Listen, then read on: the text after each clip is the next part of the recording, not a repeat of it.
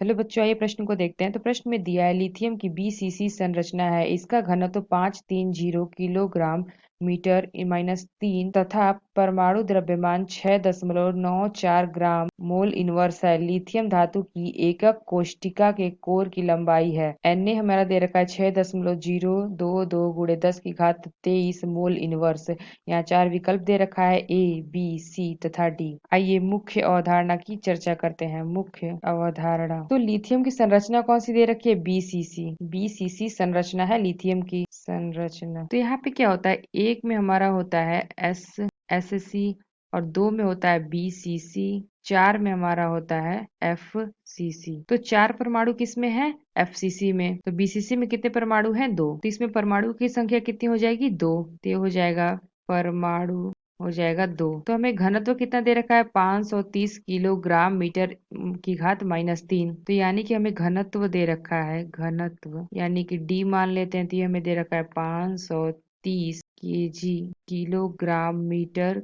की घात माइनस 3। तो इसको हम ग्राम सेंटीमीटर में चेंज करेंगे तो हमारा क्या हो जाएगा? 0.530 ग्राम सेंटीमीटर की घात माइनस 3।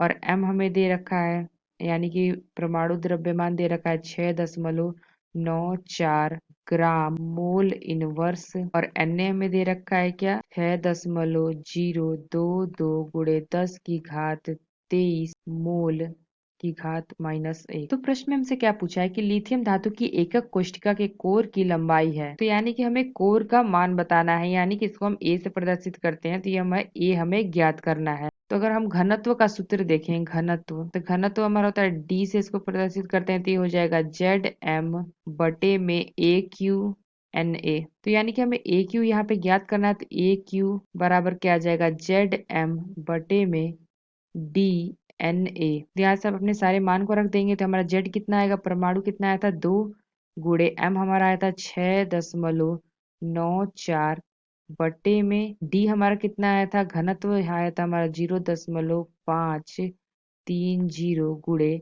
6.022 गुणे 10 की घात 23। इसको हल करेंगे तो हमारा ए स्क्वायर कितना आ जाएगा? ए स्क्वायर हमारा आ जाएगा 4.34 गुणे 10 की घात माइनस 23। तो प्रश्न में हमें पिकोमीटर में दिया है, तो इसको हम पिकोमीटर में चेंज करेंगे तो ये हमारा क्या आ जाएगा? तो यहाँ पे हमारा होता है 1 पिकोमीटर बराबर होता है 10 की घात-12 मीटर। तो ये हमारा क्या हो जाएगा? ए बराबर है और 3 इधर जाएगा तो ये आ जाएगा 1/3 अंडर रूट में आ जाएगा 4.4 3.4 गुणे 10 की घात-24। तो ए बराबर हमारा आ जाएगा क्या?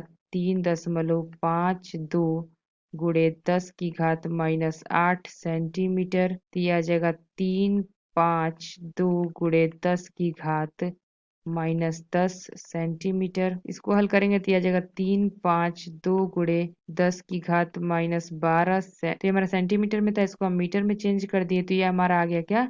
352 गुणे 10 की घात-12 मीटर। तो इसको हम लिख देंगे तो आ जाएगा ए बराबर आ जाएगा हमारा 352 पिको मीटर में। तो ये आ गया हमारा ए बराबर क्या आ गया? 352 पिको मीटर। तो आइए अपना विकल्प देखते हैं कौन सा विकल्प सही है। तो जो हमारा पहला विकल्प दिया है 352 पिको मीटर, यह विकल्प हमारा सही होगा। आशा करते हैं आपको समझ में आया होगा। धन्यवाद।